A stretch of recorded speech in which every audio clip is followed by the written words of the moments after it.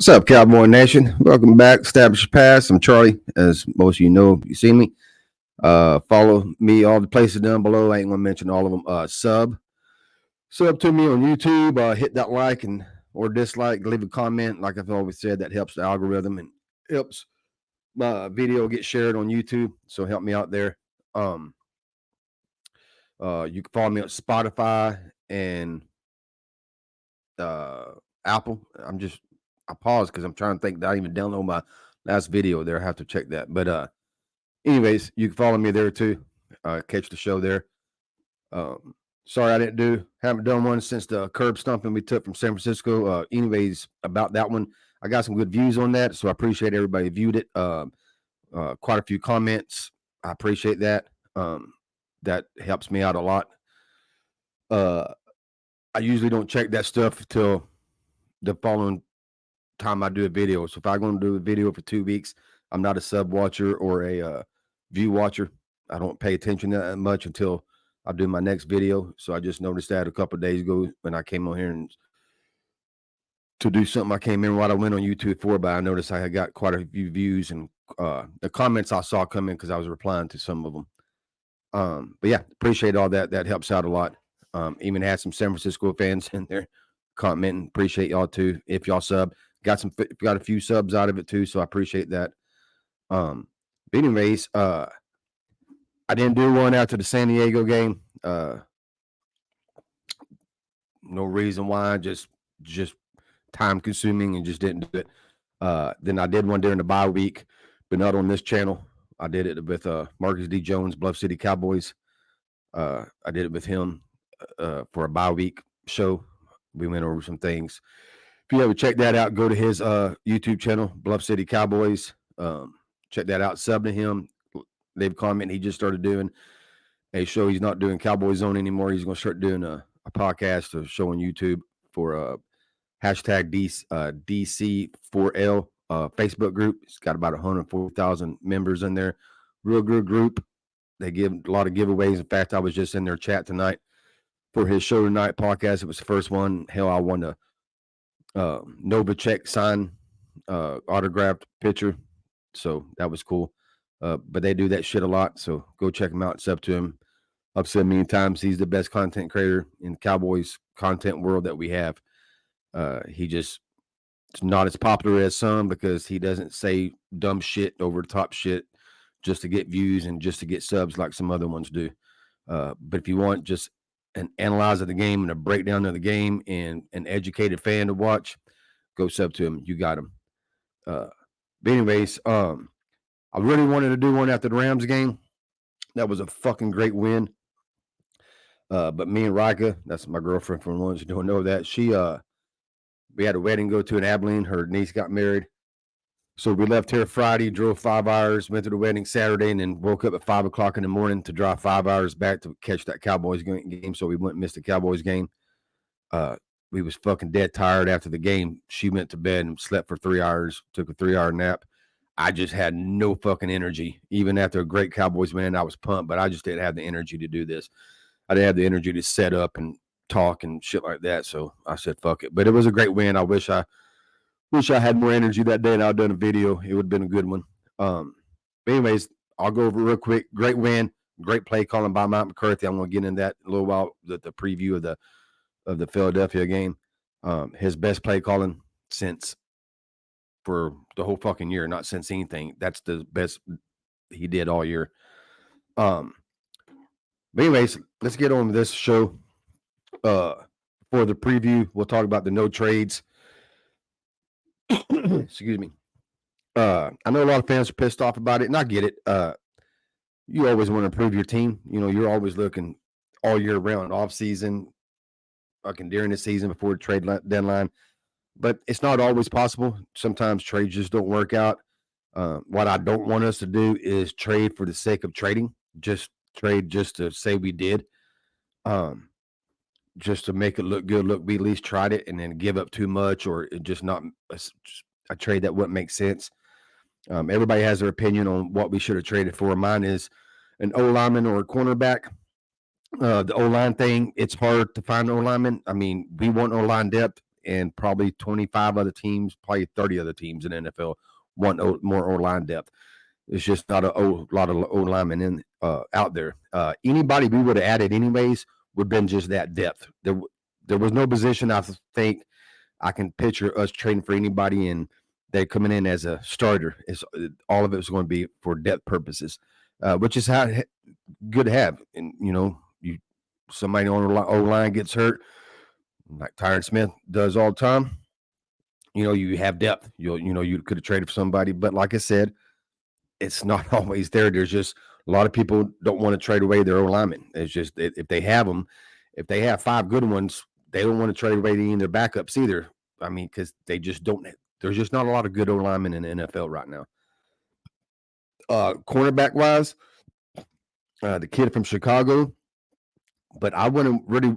That was one of the ones I would have been mad about it. I wouldn't have, but the amount you was going to have to give up for him, and he's a free agent after this year, and you just paid Diggs $97 million, whatever it was. I don't know. I'm not so sure how that would have worked out, and so that would have been kind of hard to do. Give up that picks and then plus have to sign them. I wouldn't really want to give up them picks just to fucking rent them for 1 year, because like I've said about every other trade, I don't think that trade would have took us over the top. I don't see him coming in. It's like, boom, we got that cornerback. We're going to Super Bowl winning it. We're better than every other team in the NFL right now, or at least NFC. Just like the San Francisco trade of Young, good trade, good player, but I'm no more scared of San Francisco than I was before that trade. Some dipshit on Twitter yesterday, I guess he misunderstood what I said, talked about how not being afraid of a team who beat us 42-10, that's smart. I never said I wasn't afraid. I said I'm no more afraid. So whatever fear I had of San Francisco didn't go up or down after that trade. There's still any fear I had of playing them in the playoffs, I still have. It hasn't elevated any. My fear was a 9, it's still a 9. If it was a 7, it's still a 7, or maybe it's a 7.1. I mean, it's just none of them trades. No trade. Everybody's bitching about all the trades. No trade. The Seattle trade, I don't think puts them over the top. I don't look at that team now and think, oh shit, they can compete with us better. I don't look at fucking the Philadelphia trade of Bird, which I think was the best trade out of all the ones that happened, because I think he comes straight in, becomes a starter, and I think he actually has a significant role in them. But even then, it's a safety, and I just do not think it didn't put no fear in me. It's like my score, my prediction for this Sunday's game did not change at all due to him being on the fucking team.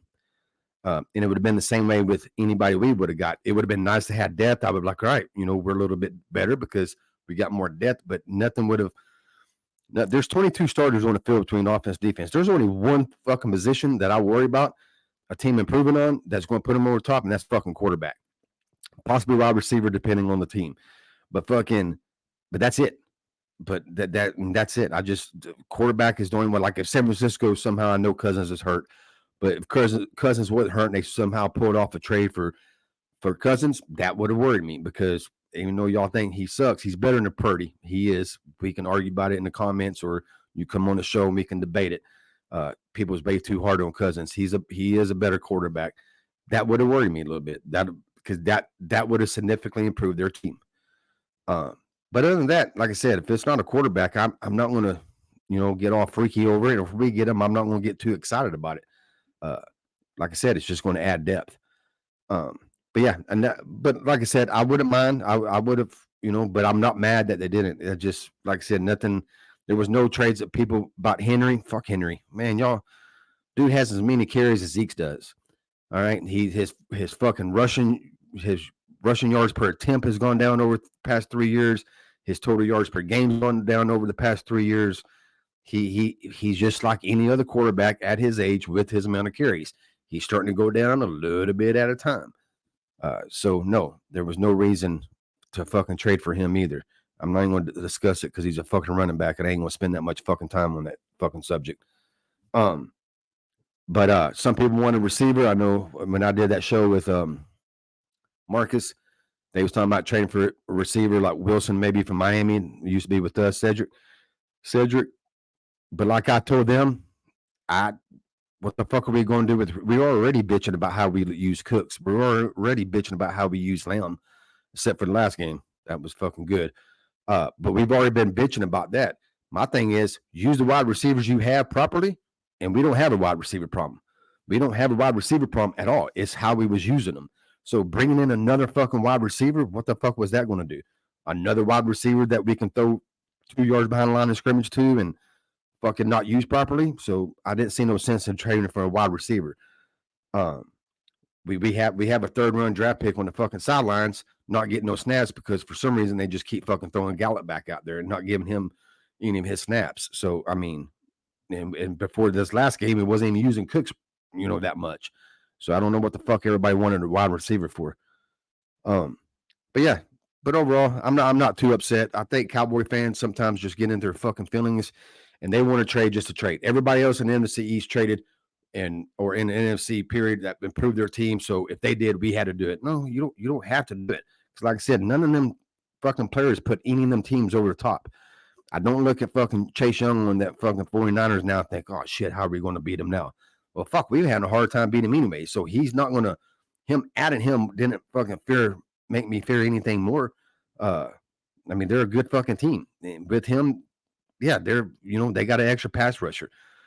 So, but like I said, I none of them trades fucking worried me. If we would have got any of them, I wouldn't fucking thought it would have improved our team for depth. So I would have been happy for that. But that was the only reason I was looking for injuries because a lot of our positions are right there. Cornerback is right there. We already had our number one cornerback will go down. If we get another one go down, then we're skating on thin ice. So that's why I would have wanted to replenish our cornerbacks with maybe a trade. But it didn't happen. But like I said, it's not as big a deal as I think people's making it out to be. I think we're still good. I think we're still fine. And like I said, I'll say it again. I've said it 10 times probably already. No team in the NFC made any trades that made them significantly better. None of them did. They added pieces that made them a little bit better or gave them a little bit more depth, which makes them a little bit better. But that's it. As far as that team that beat us 42-10 and that dipshit that was talking to us, that 42-10 team that beat us that bad, they also just lost 3 fucking straight. And they didn't lose 3 straight because of their defense. And that's what they added to. They lost 3 straight because their quarterback is starting to get figured out. And the whole philosophy of how to beat them is starting to get figured out. I said last couple weeks ago on Twitter that usually when a team beats a team, like us, like they did us, usually it's a team that's winning shows you how to beat that team. But I think us losing, I think we showed the whole NFL how to beat the 49ers on like what not to fucking do. Like that's what the Cowboys did. Let's fucking do the opposite of that. And they have, and they played, all 3 teams have played very well, and just don't let them get the lead. Get the lead on them, keep it close, and make Purdy beat you. And he's going to have a hard time doing that. But anyways, that's enough about the trades. Like I said, I know a lot of people are disappointed, but I think a lot of fans just don't want to trade just to trade. They just want to say, well, we trade something just to put it out there. At least we're trying, and that don't always work. Got some hot cocoa. It's fucking 30-something degrees outside. I love this fucking weather. But yeah, a lot of fans just want to trade just to say we did it. But I don't think there was anything out there that was going to significantly improve our team. Anyways, we're going to Mike, Big Mike McCarthy's play calling. If you heard my rant on after the Niners game, you know how I feel about his play calling up to that point. It absolutely fucking sucked. It was conservative. It was 1980s bullshit. It was short routes, fucking just routes that was basically a run play. It was fucking route concepts was awful. No motion. It was fucking pathetic. San Diego game improved. I was like, okay, I can do this. Wasn't great, but it was a start. And then that fucking Rams game, shit, that motherfucker opened it up. Even when the score was fucking high, he was still being aggressive and throwing the fuck out of the ball and fucking throwing it downfield. Dak's A-dot that game, I should have pulled that up before I started talking to y'all, but it was fucking terrific. A-dot's average depth of target, meaning how far he throws it, not yards out the catch, is from his hand, from the line of scrimmage to where the receiver touched it, where the receiver should have touched it at. Shows you exactly how far down the field you're throwing it. It was real fucking good. Dak played lights out. CeeDee Lamb played lights out. Cook did a good job. Office line kind of was shaky with that first fucking drive, but they cleaned it up and did pretty good. There were some mistakes and reason why Dak had to scramble out sometimes, but overall they didn't do too bad. Good enough, obviously. Our defense, fucking lights out, man. Bland's just, he's on another world right now, and I'm so impressed with him. That's one other reason I would like to get a corner to. I'd like to get another starting corner to put Bland back inside. That would be, not that Bland can't play outside. That's not what I'm saying. But Bland's really fucking good inside. He's better than Jordan Lewis inside. And if you had somebody that could play outside and put Bland back, that would be great. If Diggs wouldn't got hurt, I can't imagine how good this fucking defense would be right now. But it is what it is. But yeah, McCarthy's play call was, like I said, was lights out. I had not one fucking complaint. There was none. The early down passes was fucking good. First down passes will probably never satisfy me, but they was good. They was good enough. But yeah, everything looked good that game. I was really impressed. The only negative I had is this week is I heard Marty was asked about all the motion they used and stuff like that, and he admitted that they watched some other teams and during the bye week and kind of showed what motion does to teams and put stress on them, which I don't know why the fuck it took you the bye week to know that. Like, you've been coaching football for 20 fucking years. You have not kept up with that, how motion is getting more popular every fucking year. But that's, again, a whole nother subject. But anyways, but he also was disappointed because he said it would be a game by game and a team on how they use that. And I didn't like to hear that. I like to hear that's good. It doesn't matter what fucking team you're playing or what kind of defense they have. Motion, if they got a great fucking defense, motion puts stress on them. All right, it makes it harder. If they got a bad fucking defense, motion puts stress on them. It makes it harder. It doesn't really fucking matter what team you're playing. But yeah, and I hope McCarthy the playing through the defense. I had a thumbnail made up for that about them dipshit comments, and this is a few weeks ago after the San Francisco game. That I was going to do another video on. His comments on playing through the defense. Oh my God. I don't even have enough time on the show because I try to keep it under 30 minutes to fucking get it. That's so fucking stupid. And then Jerry's comments about CeeDee Lamb's targets, that he wasn't sure if he wanted him to get more targets. He wanted the ball spread around. I was like, Jesus Christ. But like I said, I did a thumbnail. I was going to get it going. And by the time that happened, I was late on it. I didn't start it till midnight. And I was like, fuck it. It's not worth me fucking bitching about it. I done went on one rant about the Niners game. I didn't feel like going on another. But yeah, hopefully he doesn't go back to his old ways, wanting to play through the defense and control the clock and win time and possession. Just let y'all know one more time. I'm going to probably mention it every time I do a show. Time of possession does not win you games. Winning games wins you time and possessions more time than not. That's how that shit works. And it's not hard to figure out. There's people who wrote articles on it. There's data on it. There's information on it. Or just think about it for a second. And I explained it on Marcus's show. Look at the fucking amount of runs on when a team is tied 3-3, 0-0, 7-7. Teams run the ball around. This is all I can't remember. I don't have it memorized. Say we're going to call it 45% the time they run the ball. As soon as they get a 7-point lead, that shit jumps up to right around 50%. As soon as it fucking jumps up to a 2-score lead, 14 score, even better, 17, it jumps up over 50%. Why? Because they're winning the game. So they run the ball. So you're winning time of possession. But you're not winning the game because you won time of possession. You win the time of possession because you're winning the fucking game. so you can run the ball more, so you can kill more fucking clock. That's how that shit works. I don't know why it's so fucking hard for some of you fucking dipshits to understand that. But anyways, hopefully he sticks to that game plan he had against fucking Rams, and we keep attacking. Took some notes and make sure I didn't. Dak's legs. One of it's been a mystery to me since Dak's injury. Was it him making the decision not to run more? Was it the front office? And then a couple weeks ago, 3 weeks ago, I think maybe 4, Jones came out and said something about it, saying that somebody had asked about fucking using Trey Lance on some goal line situations so he could run and stuff. And Stephen Jones said no, he didn't see that. He said they got a quarterback who can run the ball, and he's ready to go when anytime we're ready to unleash him. So I thought, okay, well, it is fucking the front office. But I also think a little bit of it was Dak too, but I think 99% of it, or at least 95% of it, was the front office. Past couple of games, though, I think Dak has seen, because Dak had mentioned it a couple of times before the San Francisco game.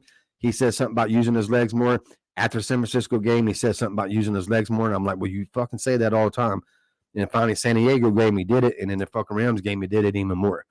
I am a huge Dak fan. And I was a huge fan of him getting that fucking contract. One of the reasons that I was a fan of his is because he stressed the defense so much. I hate playing fucking quarterbacks who can scramble and get out of the pocket and make plays with their legs or their fucking arm. All right. And we had one. I'm like, we fucking have one of them guys. That's why I thought he was a dual threat. You know, he wasn't fucking goddamn Lamar Jackson threat top, but he was a threat on getting out of the pocket and running the ball or making a play with his arm out of the pocket. And he just kind of shut that fucking down since the injury. Past 2 games, he brought it back, and I think everybody sees, man, that puts a lot on the fucking defense, man. That puts a whole lot on the fucking defense. And I actually think he sees it now too. I think he's to a point now, even if Jerry and Steven came to him and said, hey, you know, this game, let's watch the runs. I think he'll say, okay, but I think he'll get in the game like, yeah, fuck that. And I think he'll do it. And at least I'm hoping that's what he's thinking, because that makes all the difference in the world. I mean, he to me, he's a top 10 quarterback. We can argue where he's at. I've said this before. We can argue where he's at in the top 10, but I'm not going to argue with you if you think he's not a top 10, because either one, you hate the Cowboys or hate Dak or hate both of them, and your narrative is not going to change anyways. 2, you're a troll. I don't fuck with trolls. Or 3, and this is the most popular one, you're a fucking dipshit, and like trolls, I'm not going to fuck with dipshits anymore when it comes to Dak. So, yeah, I think he's a top 10. When he uses his legs, potentially top 5. Just secret, I got him real close to the top 5 anyways. But again, we can debate that. But when he uses his legs, yes, he becomes a whole nother threat. So hopefully he'll continue to do that. Lamb's targets, we need to keep Lamb's targets up. You don't necessarily have to force feed him, because I don't like force feed him. We used to do that to Dez. Fucking come out and just try to throw it to him to get the game going, and sometimes it just wasn't working, and we just kept fucking trying. We don't have to do that, but we got to fucking target him. If it's not working, get the fuck off of it. But if it's working, like it was the other day, fuck, don't stop. Cook stepped up. Sorry, you don't take notes, but I didn't want to forget anything. Cook stepped up. I say Cook stepped up. The Cooks didn't step up. Fucking McCarthy stepped up and called plays for Cook. But he had a nice game. I was impressed with that. I was proud of him. I want to see him get involved. And speaking of him, man, that dude is not a diva wide receiver. He could have easily, in the past 6-7 weeks, kind of went on a tantrum like Odell Beckham did the other day, throwing his helmet shit, or like fucking other receivers have. And he's stayed calm and just talked about the process, and he's just waiting his turn. Good dude, man. Good dude. I'm glad he's in that locker room. I'm not saying that something that anybody hasn't said. Has been reported how great he is in the locker room. He helps the DBs. He helps the wide receivers. Good guy, and I'm glad we have him on the team. That was a nice trade. All right, that's it for that. We'll go real quick. Key matchups. I'm not really, since I do a short show, I don't really get too much in the key matchups because they can take a long time. Marcus, again, I'm going to give him a lot of pub from Bluff City Cowboys. Go check him out on his channel. He's real good at doing key matchups. I'm not saying I'm not good at it. I'm just saying when I do these if I do a show, I'm going to go hour, 2 hours, then I'll fucking get more in depth with it. But if I'm going to do a 15 to 30-minute show, I won't get too in depth in it. Basically, it's pretty easy. I think it's what everybody knows. It's our defensive line against their offensive line, and vice versa. Our offensive line against their defensive line. We gotta stop Carter. That fucking dude is a fucking beast, man. He's fucking good. They don't give rookie of the year to defense tackles typically, like Marcus said not on his show. Again, mentioned Marcus. That's more of a skill position kind of reward. Very seldom does a defensive lineman get, especially inside defensive lineman. But they do it right. He should be defensive player of the year. He's that fucking good. He doesn't look like a fucking rookie, and so he's going to be a fucking tough matchup, and we got to handle him.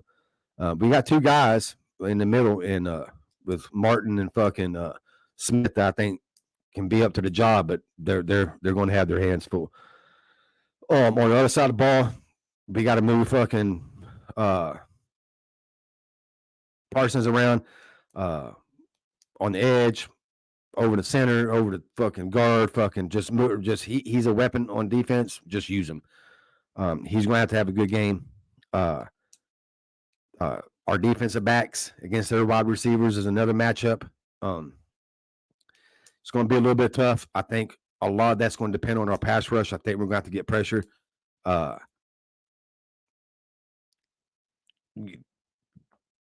Gilmore, I like Gilmore, but he ain't what he used to be. So speed can kill him, and that worries me with him and Smith. Bland, I'm pretty confident, even though he's not a speed guy, and speed can get him too. I'm not really too concerned about him, but I am a little concerned with Smith being able to get over the top of them. You'd like to think they're going to double him and shit like that, but again, Marcus mentioned on his show, we basically run 2 types of things. Defense is cover 2 and a cover 1. Most time cover 1. So it's and we don't really have linebackers coming underneath the routes or anything like that. So excuse me. So that's going to be tough and interesting to see how they're going to match up against them. But hopefully our pressure will get there and make it a lot harder for Hurts to get rid of the ball and to find them open. Like I said, I'm not too worried about Bland. Bland's good. Thing is they got good wide receivers. They got a good offense. It's not as good as it was last year because it hurts, and they got some things going on over there. But even as a Cowboy fan, I can't just shit on them and say, "Fuck, we'll lock them down." I mean, they got a good fucking offense. They got 2 good wide receivers. So I mean, it's going to be a matchup for us. Like I said, I'm more worried about Gilmore with speed than I am Bland overall. I think Bland, he might get beat on a double move or something. He's kind of aggressive, kind of like Diggs, but I trust him. Their defensive backs and all wide receivers, same thing. They're going to have a tough matchup. I mean, who's going to cover CeeDee Lamb, or is Slade going to follow him? Or are they just going to line up and whatever spot he's in, right, left, middle, they just going to let cover whoever's over him. That's going to be interesting. Cooks again has speed. How are they going to handle his speed? So, like I said, it works both ways. These teams are kind of oddly not evenly matched necessarily, but just how they're set up. It's a lot of the same thing. What we're worried about with them, if they're honest, they're worried about with us. They're worried about how's our defensive backs going to hold up against their wide receivers, and we're worried about how's our defense back, how we're going to cover them wide receivers. Their offensive line. Now, their offensive line is better. We're worried about, us putting pressure on them. They got probably the best O-line in football, so they're probably not as worried, but they also know we got the best pass rush team in football, so they're concerned. Even with the great offensive line, they're concerned. But yeah, it's going to be a fucking whopper of a game, man. It's going to be fun. It's a Philly game. But yeah, that wide receivers, defensive line. We can go on single matchups. Like I said, if I had more time, I'd go on individual matchups like Martin versus fucking Carter, or fucking Smith versus Carter, or we'll fucking go if Tyron Smith plays, Red. How does he do it against Reddick? But I ain't gonna get into the specific details of each individual position. But overall, as a group, matchups or key matchups, our offense line, and their offense line against our defense line, or their defense line against our offense line. If I said that right, I might have repeated that. Same with cornerbacks, both ways. But should be an interesting matchup. Like I said, it's late. I actually forgot I was even supposed to do a video tonight until fucking Marcus went live, and I'm like, oh shit, it is. It's fucking Wednesday. I forgot it was fucking Wednesday. I lost track of my days and shit. So I fucking hurried up and sat up. It's fucking, I didn't start this till fucking probably 11:25, I guess, at night, Central Time. So I got to work in the morning, but I didn't want to not do another one because it's been a while since I did one. So I didn't want to, it doesn't help when I don't do a lot of videos. You don't get a lot of subs because people just, don't want to fucking sub to somebody who only puts out one video a month. I just don't have time, people. Sometimes I got to do what I got to do. I got 2 jobs. Actually, I got 1 job, about to start another second job. Fucking, like I said before, if y'all pay attention, I rescue dogs, and I have 10. So that's a whole damn job in itself. So I don't have a lot of time to do this. I love doing it. I just don't have a lot of time. I want to start probably going live again because I went live with Marcus a couple weeks ago, and I forgot how much I love live shows and have the interaction with the chat. But I ain't gonna lie to y'all, I suck at doing live shows by myself. I need somebody to watch the chat because I suck at watching the chat. I need somebody to bounce shit off. It's hard for me to do a recording by myself, just talk to myself, because I'm literally looking in the screen right now, talking to myself. And it's even harder than a live show. Because if I fuck up on one of these, I can always hit stop and fucking start over. Live show, you can't do that on. I want to work something out with somebody and fucking find a partner and fucking maybe start doing live shows, or maybe I'll just do it by myself, but we'll see how that works out. But anyways, leave a comment. Let me know what you think about the video. Let me know what you think about the game. I probably should have a fucking prediction. I'll tell you what, if you want my prediction, ask me in the fucking comments because I haven't quite made it yet. Give me a couple more days on that. This is a tough game for me to call. I can tell you this: before the season started, I had it as a loss. I don't know if I'm going to keep it that way, and if I do keep it the way, I have no idea what the score is going to be. But anyways, if you want to know, leave in the comments or follow me at Dallas Cowboys U1 on Twitter or X, what the fuck ever it is. I'll put it up there eventually. Or join my Facebook group.